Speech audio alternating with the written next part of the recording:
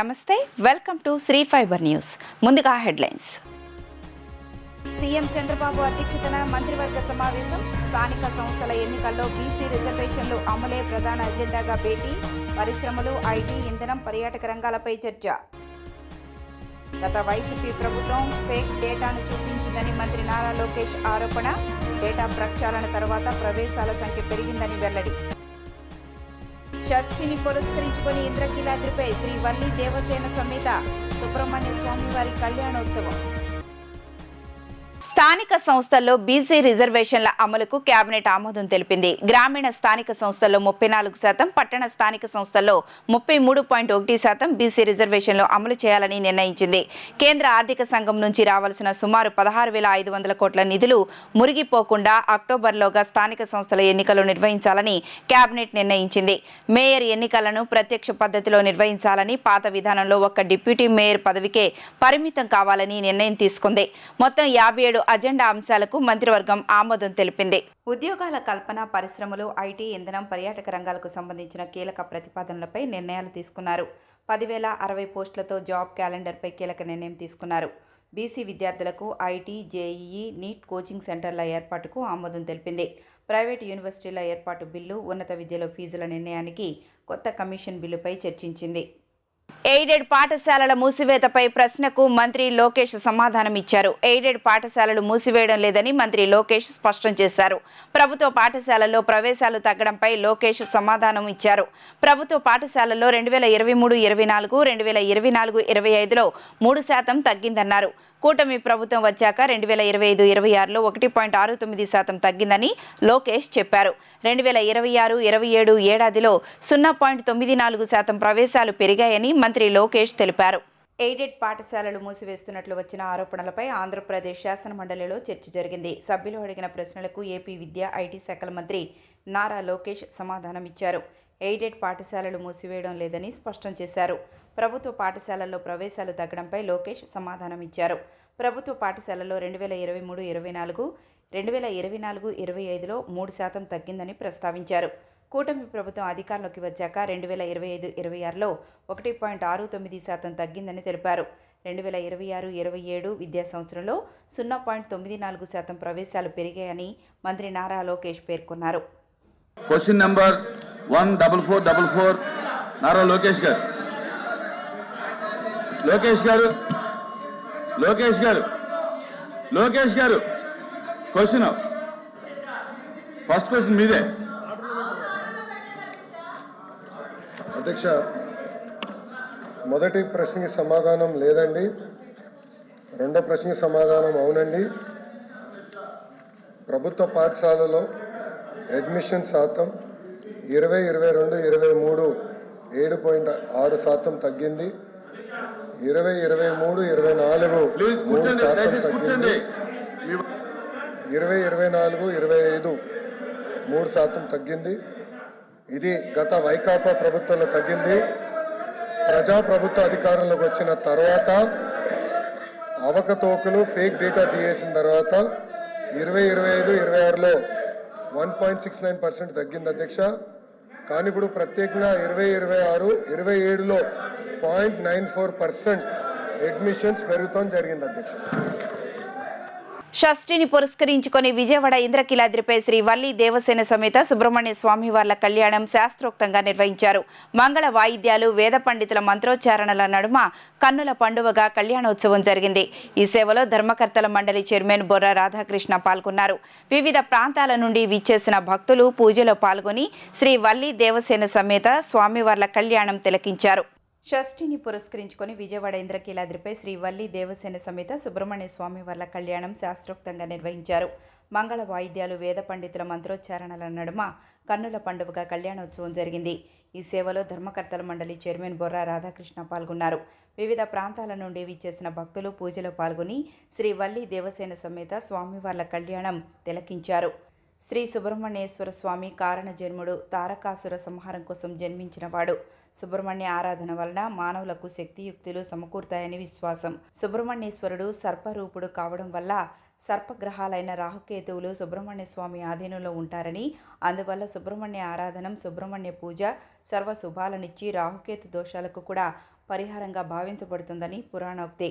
షష్ఠి నాడు శ్రీ వల్లి దేవసేన సమేత సుబ్రహ్మణ్య స్వామి వారి కళ్యాణం జరిపించడం, వీక్షించడం వలన అవివాహితులకు వివాహ సంబంధ ఆటంకాలు తొలగి వివాహాలు జరిగి సత్సంతానం కలుగుతుందని పెద్దలు చెప్తున్నారు. విశిష్టమైన ఇంద్రకీలాద్రి క్షేత్రంలో షష్ఠి రోజున సుబ్రహ్మణ్య స్వామి కళ్యాణం జరిపించిన వారికి సత్సంతాన ప్రాప్తి, రాబోయే తరాల వారికి కూడా సంతానలేమీ లేకుండా వంశాభివృద్ధి జరుగుతుందని భక్తుల విశ్వాసం. రాష్ట్రంలో 4 ప్రతిపాదిత పోర్టులు ప్రస్తుతం నిర్మాణంలో ఉన్నాయని, అదేవిధంగా రాష్ట్రంలో ప్రతిపాదిత 7 ఫిషింగ్ హార్బర్లలో ప్రస్తుతం 4 నిర్మాణంలో ఉన్నాయని మంత్రి బీసీ జనార్దన్ రెడ్డి తెలిపారు. కృష్ణపట్నం, రామాయపట్నం పోర్టుల్లో కోల్డ్ స్టోరేజీ, మౌలిక సదుపాయాల సమస్యల ప్రభుత్వం దృష్టిలో ఉన్నాయని, త్వరలో పరిష్కరిస్తామని చెప్పారు. సీఎం చంద్రబాబు నాయకత్వంలో కూటమి ప్రభుత్వం తీర ప్రాంత అభివృద్ధికి కట్టుబడి ఉందని, త్వరలో రాష్ట్రంలో చేపట్టిన అన్ని పోర్టులు, ఫిషింగ్ హార్బర్ ప్రాజెక్టులు పూర్తి చేయనున్నామని అన్నారు. ఏపీలో నిర్మాణంలో ఉన్న పోర్టులు, ఫిషింగ్ హార్బర్ల పురోగతిపై ఎమ్మెల్యేలు సోమిరెడ్డి చంద్రమోహన్ రెడ్డి, గౌతు శిరీష, కాగిత కృష్ణప్రసాద్ అడిగిన ప్రశ్నలకు మంత్రి బీసీ జనార్దన్ రెడ్డి సమాధానమిచ్చారు.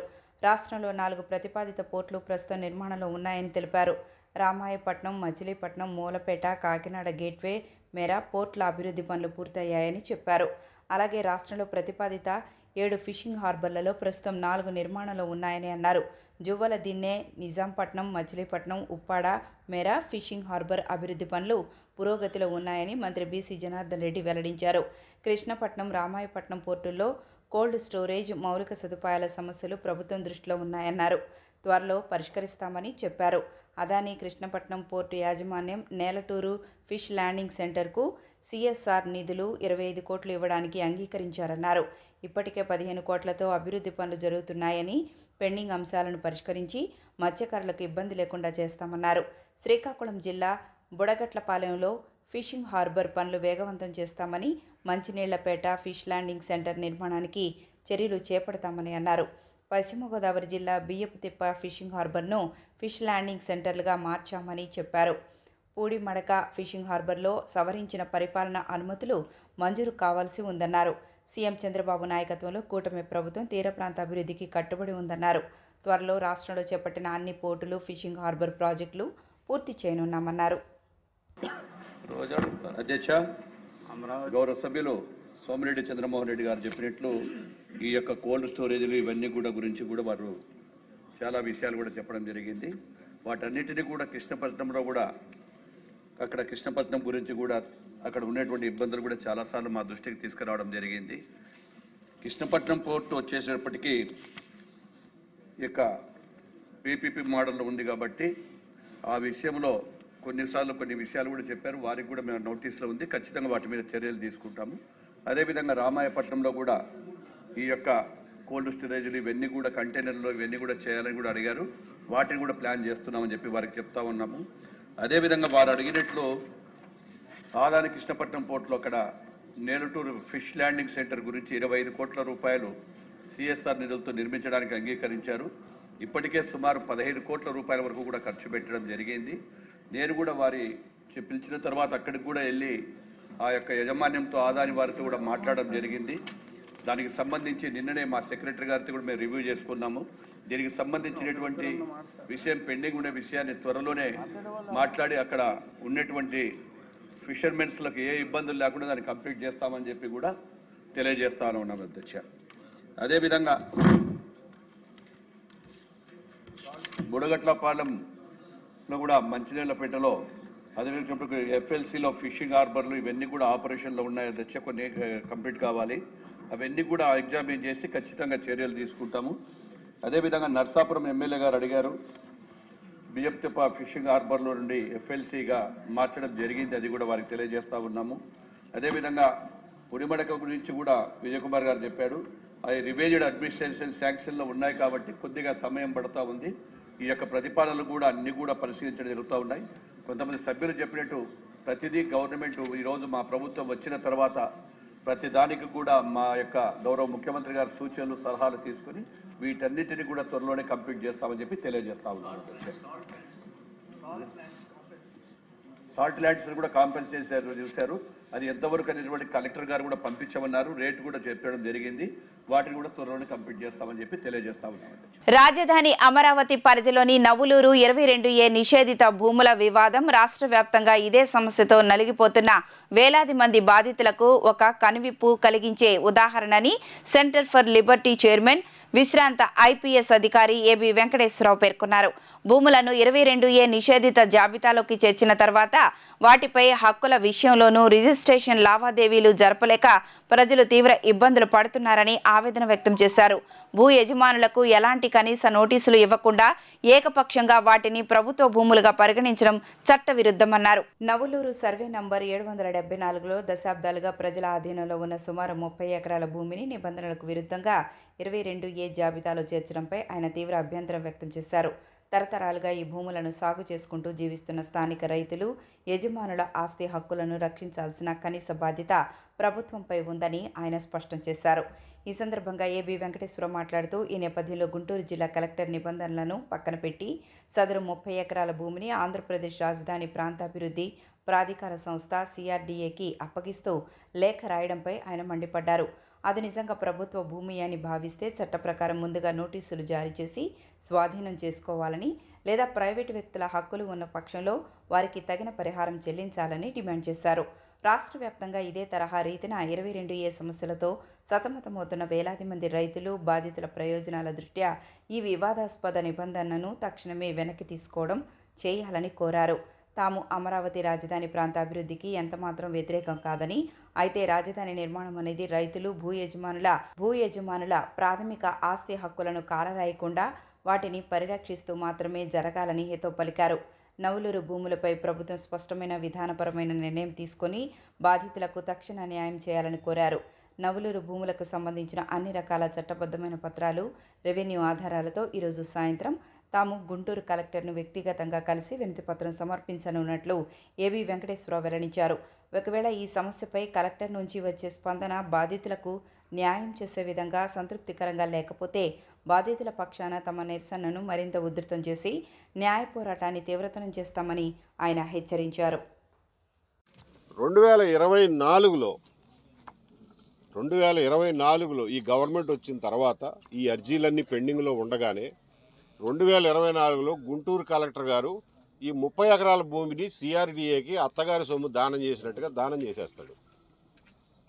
1/10/2024 నాడు వీళ్ళెళ్ళి కలెక్టర్లకు అర్జీలు పెడితే కలెక్టర్ గారు రాస్తాడు, మేము దానం చేసాం, ఇది గవర్నమెంట్ భూమి అనుకుని CRDA నుంచి రిప్లై రావాలి, వచ్చిన తర్వాత రిప్లై కోసం వెయిట్ చేస్తున్నాం, అంతే అయిపోయింది. అర్జీ పరిష్కృతం అయిపోయినట్టుగా రాసేసుకుంటారు. ఇది PGRS సంబడం. ఇవాళ స్పందనలు PGRSల సంబడం ఇది. ఇంకొక ఆయన ఇట్ట పెడితే ఆయనకి కూడా ఇట్టాగే పరిష్కారం అయిపోయింది. ఏంటి, కలెక్టర్ గారు దానం చేశారు, అయిపోయింది, పరిష్కారం అయిపోయింది.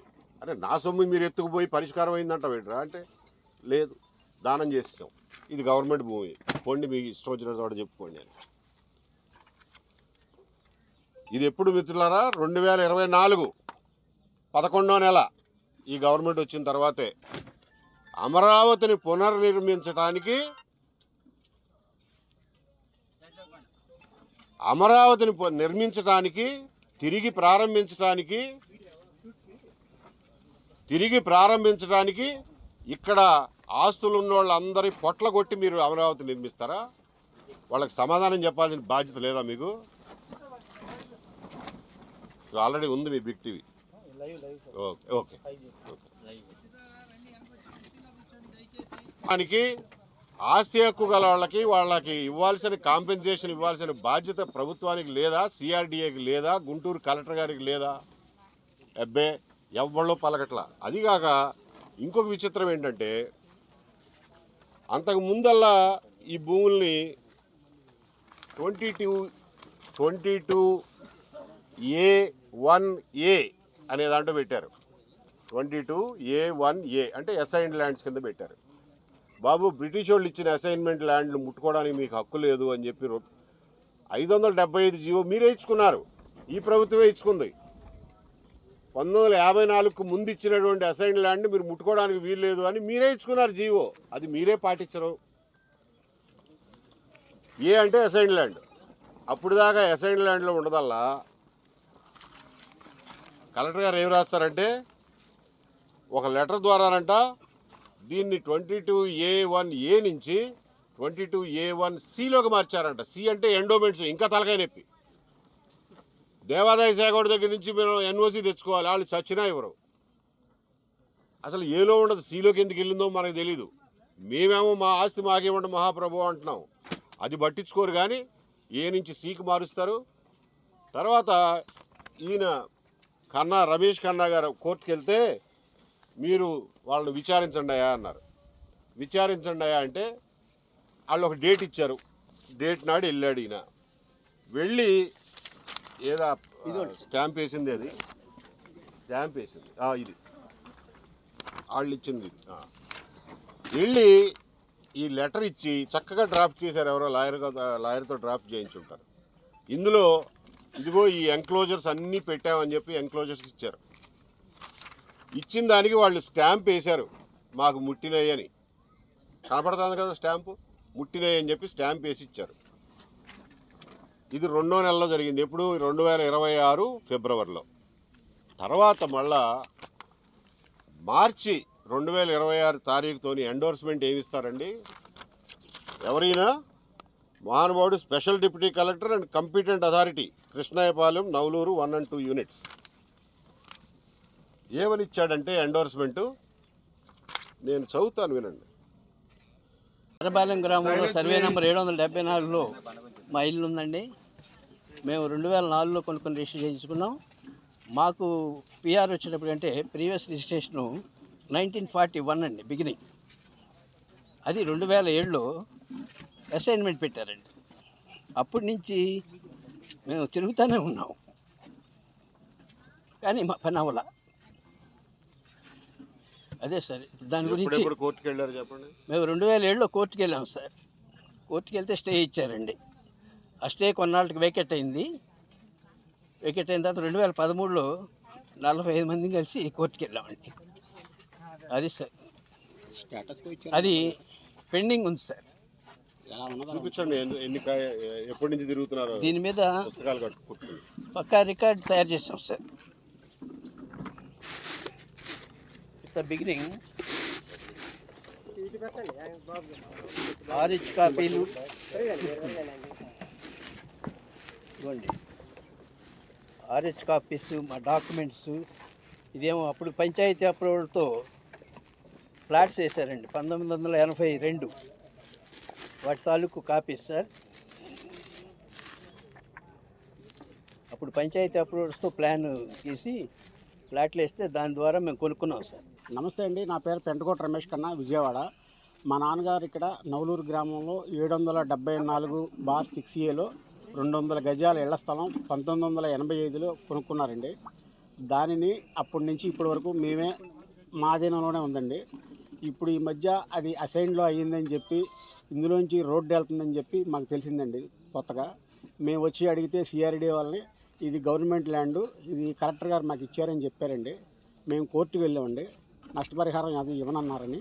కోర్టుకు వెళ్తే కోర్టు వారు వాళ్ళకి డైరెక్షన్ ఇచ్చారండి. ఆ డైరెక్షన్లో మమ్మల్ని రమ్మని సిఆర్డీ వాళ్ళు కబురు పెట్టి మా దగ్గర ఉన్న డాక్యుమెంట్స్ ఎవిడెన్స్ మొత్తం తీసుకొని కోర్టుకి తప్పుడు సమాచారం ఇచ్చారండి. మేము ఇచ్చిన డాక్యుమెంట్స్ ఏమీ ఇవ్వలేదని, మీకు ఏ రకమైన నష్టపరిహారం రాదని, ఇది మా ల్యాండ్, ఇది గవర్నమెంట్ది, మాకు కలెక్టర్ గారు ఇచ్చారని చెప్పి లిఖితపూర్వకంగా అందులో నోటీసులో చెప్పారండి. ఈరోజు అమరావతి ఆంధ్రప్రదేశ్ రాష్ట్ర రాజధానిగా ఆవిర్భవిస్తోంది. ఇక్కడున్న రైతులు చాలామందికి చెందాల్సిన భూములు చెందినప్పటికీ ఇట్లాంటి గ్రామాల్లో 22A సమస్య ఎదుర్కొంటున్న రైతులు చాలామంది ఉన్నారు. ఇది రాష్ట్ర వ్యాప్తంగా ఉన్న సమస్య, 10 లక్షల కుటుంబాలకు సంబంధించిన సమస్య.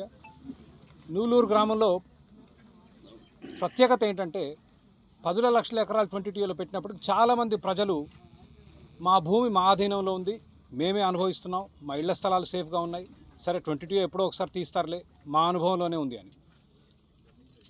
తెలుసుకోవాల్సింది ఏంటంటే 22Aలో పెట్టిన తర్వాత మీ భూమికి ఎటువంటి రక్షణ లేదు. ప్రభుత్వం ఏ రోజైనా వాళ్ళకు తోచినట్లు లాక్కోవచ్చు అనటానికి ఇది మంచి ఉదాహరణ. కలెక్టర్ గారు, గుంటూరు జిల్లా కలెక్టర్ గారు చాలా శుభ్రంగా 774 సర్వే మేము ఉచితంగా సిఆర్డీఏకి ఇచ్చేస్తున్నాం అని ఉత్తరం రాశారు. ఇక్కడున్న ప్రజలను అడగలేదు, వీళ్ళకి నోటీసులు ఇవ్వలేదు. ఒక అరాచక విధానం ఈరోజు రాష్ట్ర వ్యాప్తంగా ప్రజల్ని కష్టాలు పెడుతోంది. దేవాలయాల్లో అర్చకులు, వేద పండితులు, పరిచారకులు, ఇతర ధార్మిక సిబ్బంది నియామకాల్లో జోనల్ విధానం అమల్లో లేదని మంత్రి ఆనం రామనారాయణ రెడ్డి స్పష్టం చేశారు. ప్రధాన దేవాలయాల్లో అర్చకులు, వేద పండితుల నియామకాల్లో రాయలసీమకు అన్యాయం జరుగుతోందన్న విషయం ప్రభుత్వం దృష్టికి రాలేదని తెలిపారు. ఇటీవల భర్తీ చేసిన 344 పోస్టుల్లో 172 పోస్టులను రాయలసీమ ప్రాంతంలోని ప్రధాన దేవాలయాల్లో భర్తీ చేశామని చెప్పుకొచ్చారు. అసెంబ్లీ శాసనసభ సమావేశాల్లో ఆదోని ఎమ్మెల్యే పార్థసారథి అడిగిన ప్రశ్నకు మంత్రి ఆనం రామనారాయణ రెడ్డి సమాధానమిచ్చారు. ఈ సందర్భంగా ఆయన మాట్లాడుతూ శ్రీశైలం, మహానంది, శ్రీకాళహస్తి, కాణిపాకం వంటి ప్రధాన దేవాలయాల్లో ఖాళీలను నిబంధనల ప్రకారం నోటిఫికేషన్ ద్వారా భర్తీ చేస్తున్నామని వెల్లడించారు. ప్రాంతంతో సంబంధం లేకుండా వేద, ఆగమ పరిజ్ఞానం, అర్హత, ప్రతిభ, మెరిట్కే ప్రాధాన్యమిస్తున్నట్లు మంత్రి చెప్పారు.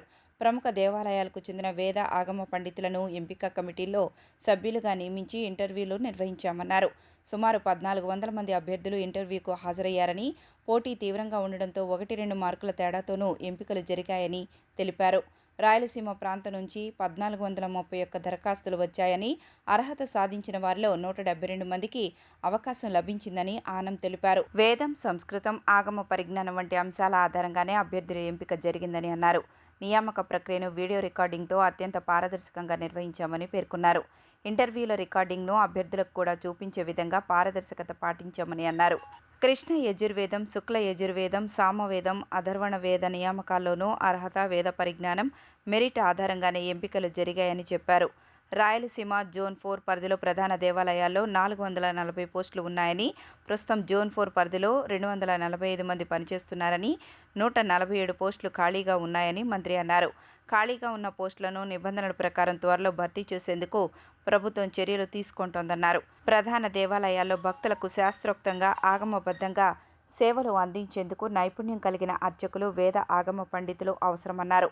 రాయలసీమతో సహా రాష్ట్రంలోని అన్ని ప్రాంతాల అర్హులకు పూర్తి పారదర్శకతతో మెరిట్ ఆధారంగా న్యాయం జరిగేలా నియామకాలు జరిగాయని మంత్రి ఆనం రామనారాయణ రెడ్డి పేర్కొన్నారు. అధ్యక్ష, అసలు ప్రధానమైన ప్రశ్న వేరు, వచ్చినటువంటి ప్రశ్నలు వేరుగా ఉన్నాయి అధ్యక్ష. ఇక్కడ తమరి దృష్టికి తీసుకురావాల్సింది, రాష్ట్రంలోని దేవాలయాల్లో అర్చకులు, వేద పండితులు, పరిచారికలు మరియు ఇతర ధార్మిక సిబ్బంది నియామకాల్లో జోనల్ విధానం అమల్లో ఉందా అన్నారు అధ్యక్ష.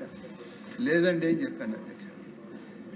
రెండవ బి ప్రశ్న, ప్రధాన దేవాలయాల్లో నియామకాల్లో రాయలసీమ ప్రాంతానికి అర్చకులు, వేద పండితులకు అన్యాయం జరుగుతున్నట్లు ప్రభుత్వం దృష్టికి వచ్చిందా అన్నారు అధ్యక్ష. ఇవాళ 344 పోస్టులు ప్రకటించుంటే 172 పోస్టుల్ని రాయలసీమలో ఉన్నటువంటి ప్రధాన ఆలయాల్లోనే ఫిలప్ చేస్తున్నాం అధ్యక్ష. అలాగే సి ప్రశ్న అధ్యక్ష, శ్రీశైలం, మహానంది, శ్రీకాళహస్తి, కాణిపాకం వంటి ప్రధాన ఆలయాల్లో నియామకాల్లో స్థానికులకు ప్రాధాన్యత ఇచ్చేందుకు తీసుకున్న చర్యలేంటి అధ్యక్ష. ఈ ప్రధాన ఆలయాలైన వీటి దగ్గర ఖాళీలు ఏర్పడ్డప్పుడు వచ్చినటువంటి ఖాళీలకు అనుగుణంగా ప్రకటనలు తీసుకునేటప్పుడు ఆయా ప్రాంతాల్లో ఉన్నటువంటి వేద పండితులకి అలాగే ఆగమ పండితులకే ప్రాధాన్యత ఇస్తున్నాం అధ్యక్ష. దానిలో ఏ ప్రాంతం వాళ్ళు అనే దానికన్నా పూర్తి మెరిట్లో చేయడం జరుగుతుంది అధ్యక్ష. ఈ మధ్యకాలంలో ఒక 15 మరి అర్చకులు, వేద పండితుల యొక్క పోస్టులు ఫిలప్ చేయాల్సి వస్తే దానికి రాష్ట్రంలో ఉన్నటువంటి ప్రధాన ఆలయాల్లో ఉన్నటువంటి ఆగమ పండితులను, వేద పండితులనే కమిటీ సభ్యులుగా వేసి తద్వారా వాళ్ళ ద్వారానే ఇంటర్వ్యూలు జరిపి ఈ 15 మందిని సెలెక్ట్ చేస్తే అధ్యక్ష, 1400 చిల్లర మంది ఇంటర్వ్యూకి వస్తే 15 మందిని సెలెక్ట్ చేస్తే ఎవరికి తీసుకోవడం లేదు అధ్యక్ష. 0.1, 0.2 మార్కుల్లో వాళ్ళని సెలెక్ట్ చేయాల్సిన పరిస్థితి ఏర్పడింది. అది అంటే ఇవాళ వేద పరిజ్ఞానం, సంస్కృత మీద ఒక పట్టు, ఇవన్నీ కలిగినటువంటి వాళ్ళు ఆంధ్రప్రదేశ్ రాష్ట్రంలో ఎక్కువగా ఉన్నటువంటి విషయాన్ని అది ప్రధానంగా మనం గమనించాల్సిన అవసరం ఉంది అధ్యక్ష. కాబట్టి చాలా కాంపిటేటివ్గానే ఈ సెలక్షన్స్ కూడా జరుగుతున్నాయి అధ్యక్ష. డి ప్రశ్న రాయలసీమ జోన్లో పరిగణలోకి తీసుకొని స్థానిక నిరుద్యోగ అర్చకులు, వేద పండితులకి ఉపాధి అవకాశాలు అని చెప్పి అడిగారు అధ్యక్ష. నేను చెప్పాను అధ్యక్ష, దాదాపుగా 344 పోస్టులు సెలెక్ట్ చేస్తే 172 పోస్టులు రాయలసీమకే ఇవ్వడం జరిగింది అధ్యక్ష. ఇంకా కూడా ఎక్కడైనా అవకాశం వచ్చినప్పుడు ఆ ప్రాంతాన్ని, ఆ ప్రాంతంలో ఉన్నటువంటి ఆ యొక్క పోస్టుల యొక్క పరిధి, కేడర్ పోస్టింగ్ పరిధి, వాటిని దృష్టిలో పెట్టుకునే వేద పండితులు, విజ్ఞానవంతుల్ని దీనిలో తీసుకోవడం జరుగుతుంది అధ్యక్ష. అటువంటప్పుడు ప్రాంతాన్ని దృష్టిలో పెట్టుకుంటే వేదం, ఆగమం వెనకబడుతుంది అధ్యక్ష. ప్రధాన కర్తవ్యం వేదం ఉండాలి, ఆగమ పండితులు ఆలయాల్లో ఉండాలి, వచ్చిన భక్తులకి సరైనటువంటి సేవలు అందించడానికి అగ్రభాగాన వేద విజ్ఞానులు, ఆగమ పండితులకి ప్రాధాన్యత ఇస్తున్నాం అధ్యక్ష. ఆ విధంగా ఇచ్చేటప్పుడు అధ్యక్ష, ఎందుకంటే చాలా ప్రశ్నలు అడిగారు కాబట్టి అన్నిటి జోలికి పోనన్నాను, కానీ నేను ఇక అన్నీ అడిగిన తర్వాత చెప్పాల్సి వస్తుంది అధ్యక్ష.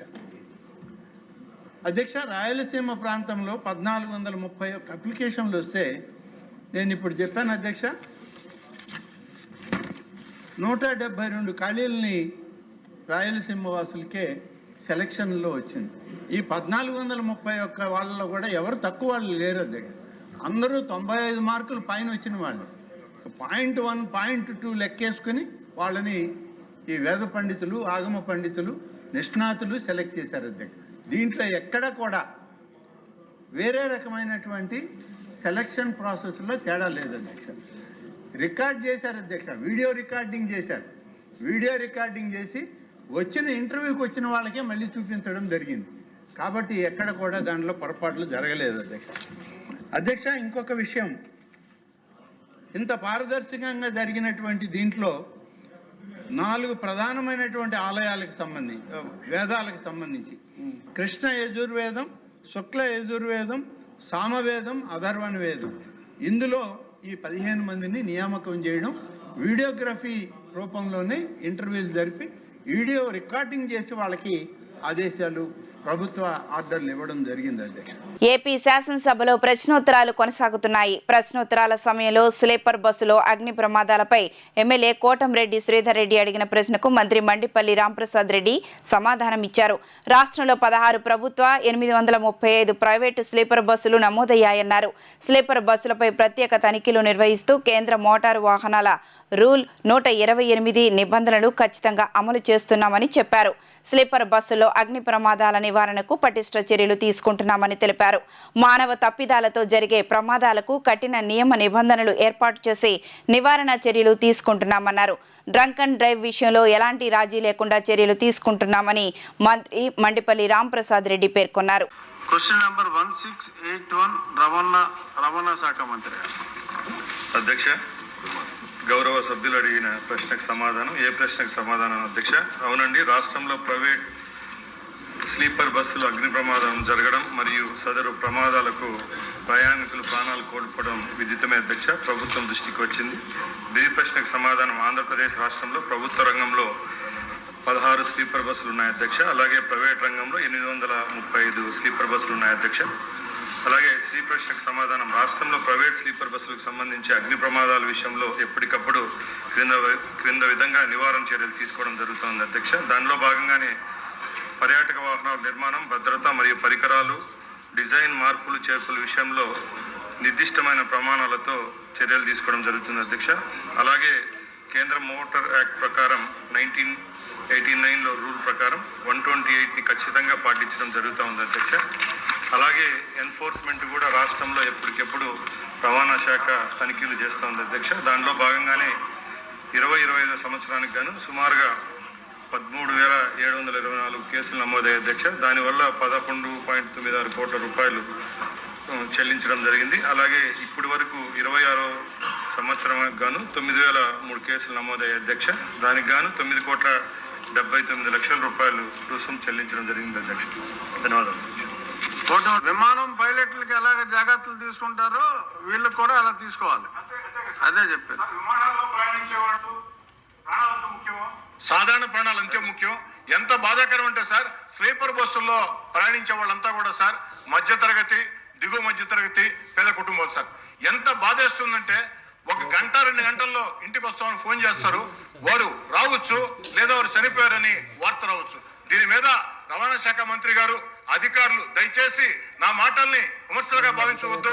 మంది ప్రజాప్రభుత్వం, మంచి ప్రభుత్వం, చంద్రబాబు గారి నేతృత్వంలో ప్రజల కోసం పనిచేసే ప్రభుత్వం. కాబట్టి అధికార యంత్రాంగాన్ని కదిలించి ముందు కొనసాగించి ప్రజలకు మేలు చేసే చర్యలు చేపట్టాలని వినయపూర్వకంగా మంత్రి గారిని అభ్యర్థిస్తూ ఉన్నా. మంత్రి గారు. అధ్యక్ష, గౌరవ సభ్యులు అడిగిన దానికి సమాధానం అధ్యక్ష. ఈ ప్రభుత్వం ఏర్పాటైన తర్వాత 2 దుర్ఘటనలు జరిగాయి అధ్యక్ష. ముఖ్యంగా కర్నూలు అలాగే మార్కాపురం ఇన్సిడెంట్ ద్వారా పటిష్టమైన భద్రతా చర్యలు తీసుకుంటున్నాం అధ్యక్ష. దానిలో భాగంగానే కేవలం ఫిట్నెస్ వల్లే కాకుండా హ్యూమన్ ఎర్రర్ వల్ల కూడా ఈ యాక్సిడెంట్ ప్రమాదాల వల్ల ఎక్కువ ప్రాణాలు కోల్పోతున్నారు అధ్యక్ష. ముఖ్యంగా గౌరవ సభ్యులు అడిగినట్టు ప్రమాదం గురైనప్పుడు ఆ టైమింగ్ కూడా చాలా బేస్ చేసుకోవాల్సింది అధ్యక్ష. ఎందుకంటే స్లీపర్ బస్సులు అన్నీ నైట్ టైం ట్రావెల్ చేయడం జరుగుతుంది అధ్యక్ష. ఆ టైంలో అందరూ గాఢ నిద్రలో ఉండడం వల్ల, అలాగే ఎమర్జెన్సీ ఎగ్జిట్ ఉండడం వల్ల, ఒకే ద్వారం వల్ల ఒక 20-30 సెకండ్లలో ఎవాక్యువేట్ అయ్యే టైంలోనే అక్కడ ఉండే ఫ్లేమబుల్ మెటీరియల్ ఉంటుంది అధ్యక్ష. లోపలికల్లా స్పాంజ్, కుషన్స్, బెడ్షీట్లు ఉండడం వల్ల ఎక్కువ ప్రమాదాలు జరుగుతున్నాయి అధ్యక్ష. దీని మీద స్ట్రిక్ట్గా రూల్ తీసుకొని రావడం జరిగింది. అలాగే 2 డ్రైవర్లు అయితే గత 6 నెలలుగా చేయడం జరుగుతుంది. ఎక్కడ చెకింగ్ చేసినా కూడా ప్రతి 2 డ్రైవర్ లేని బస్సు అక్కడే సీజ్ చేయడం అధ్యక్ష. దాని డీటెయిల్స్ కావాలంటే నేను మన గౌరవ సభ్యులకి ఇస్తాను అధ్యక్ష.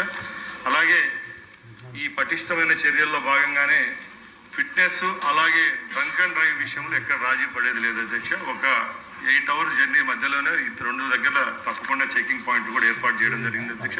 తప్పకుండా ఇలాంటి యాక్సిడెంట్లు జరగకుండా దీనికి పటిష్టమైన చర్యలు తీసుకునేదానికి ప్రభుత్వం అలాగే రవాణా శాఖ సిద్ధంగా ఉందని గౌరవ సభ్యులకు మీ ద్వారా తెలియజేస్తున్నారు. జగ్గైపేట ఫార్మా కంపెనీ నిర్మాణానికి వ్యతిరేకంగా గ్రామస్తుల నిరసన. జగ్గైపేట మండలం షేర్ మహమ్మద్ పేటలో నూతనంగా ఏర్పాటు చేస్తున్న ఫార్మా కంపెనీ మళ్ళీ చెప్తాను. జగ్గైపేట మండలం అక్కడ కాదు, కింద పైనే కొంచెం పైకి జరపమ్మ. జగ్గైపేట మండలం షేర్ మహమ్మద్ పేటలో నూతనంగా ఏర్పాటు చేస్తున్న ఫార్మా కంపెనీ నిర్మాణాన్ని వ్యతిరేకిస్తూ రామచంద్రునిపేట, షేర్ మహమ్మద్ పేట గ్రామస్తులు ఆందోళన చేపట్టారు. పంచాయతీరాజ్ శాఖ ఆధ్వర్యంలో ఏర్పాటు చేస్తున్న గ్రామ సభను వ్యతిరేకిస్తూ గ్రామస్తులు నిరసన వ్యక్తం చేశారు. గతంలో ఇదే ప్రాంతంలో ఏర్పాటు చేస్తున్న కెమికల్ కర్మాగారం కారణంగా వాయు, నీటి కాలుష్యంతో తీవ్ర ఇబ్బందులు ఎదుర్కొన్నామని గ్రామస్తులు తెలిపారు. గ్రామస్తుల ఆందోళన నేపథ్యంలో గతంలో కెమికల్ ఫ్యాక్టరీని అధికారులు మూసివేశారని పేర్కొన్నారు. అయితే అదే ప్రాంతంలో మళ్లీ ఫార్మా కంపెనీ నిర్మాణం చేపట్టడంపై 2 గ్రామాల ప్రజలు తీవ్ర ఆగ్రహం వ్యక్తం చేశారు. ఫార్మా కంపెనీకి అనుమతులు ఇస్తే తమ గ్రామాల ప్రజల ఆరోగ్యం, పర్యావరణంపై తీవ్ర ప్రభావం పడుతుందని ఆందోళన వ్యక్తం చేశారు. ప్రజాభిప్రాయాన్ని పరిగణలోకి తీసుకోకుండా కంపెనీకి అనుమతులు ఇస్తే భవిష్యత్తులో తీవ్ర పరిణామాలు ఎదుర్కోవాల్సి వస్తుందని గ్రామస్తులు అధికారులను హెచ్చరించారు. ఈరోజు సాయంత్రం 4 గంటలకి శరణపేట గ్రామ పంచాయతీ దగ్గర గ్రామ సభ నిర్వహించడం కోసం అని చెప్పని పెట్టారు. శ్రీ సాయిరామ్ లైఫ్ సైన్సెస్ వాళ్ళ కింద ఒక బల్క్ డ్రగ్ ఇండస్ట్రీ కోసం అని చెప్పని వాళ్ళు ఎటువంటి పర్మిషన్లు తీసుకోకముందే గ్రామ సభ ముందు ప్రజాభిప్రాయ సేకరణ తీసుకోకుండానే ముందు ఆల్రెడీ 70% కన్స్ట్రక్షన్ చేయడం స్టార్ట్ అయిపోయింది.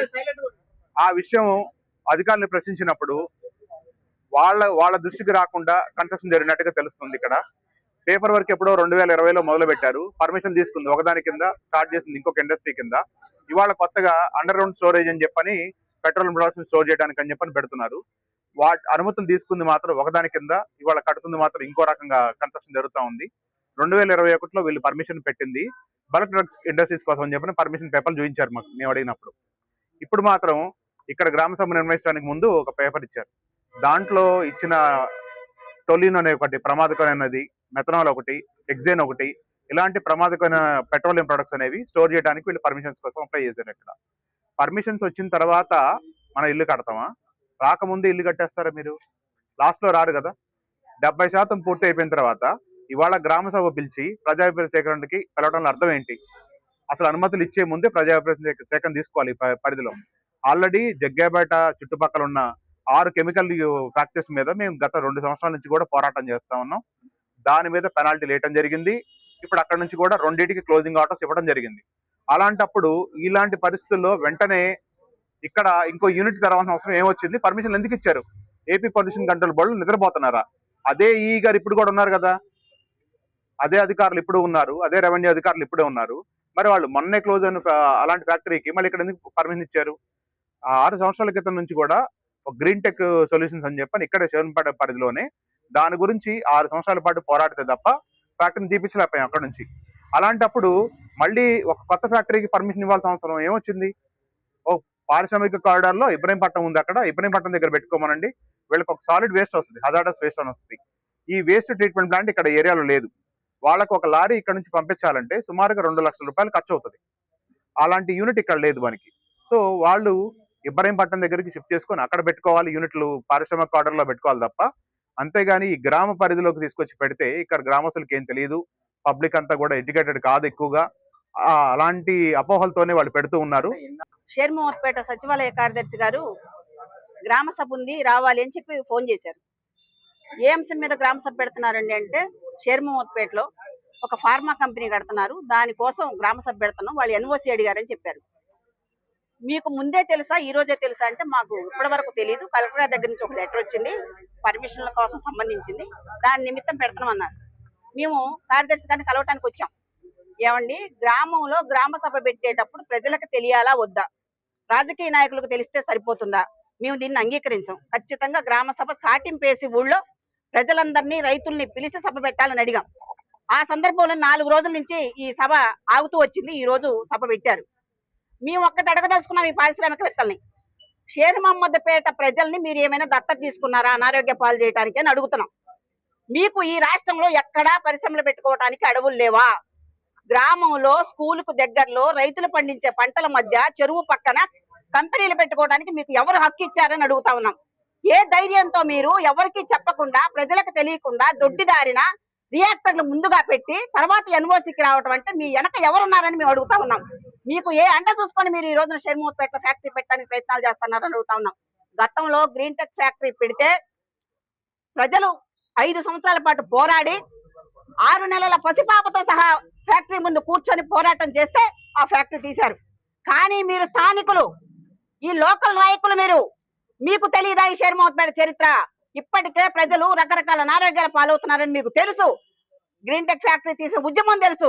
అయినా సరే కావాలని షేర్మోత్పేటలో మీరు పెట్టారు అంటే మమ్మల్ని ఎవరు ఏమీ చెయ్యలేరు అనే ఒక్క ధీమాతో మాత్రమే ఇక్కడ ఫ్యాక్టరీ పెట్టడం జరుగుతా ఉంది.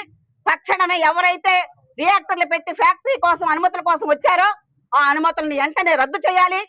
ఇప్పుడు పెట్టి ఉన్న రియాక్టర్లను తీసివేయాలి. షేర్మోత్పేటలో ఫ్యాక్టరీ అనేది ఫార్మా కంపెనీలు అనేవి రాకుండా చేయాలి.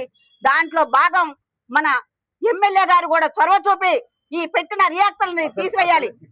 వారు ఫార్మా కంపెనీ ఏర్పాటు పంచాయతీ ఎన్ఓసి నిమిత్తం శ్రీ సాయిరాం లైఫ్ సైన్స్ వారు శ్రీయుత జిల్లా పంచాయతీ అధికారి విజయవాడ వారిని కోరి ఉన్నారు.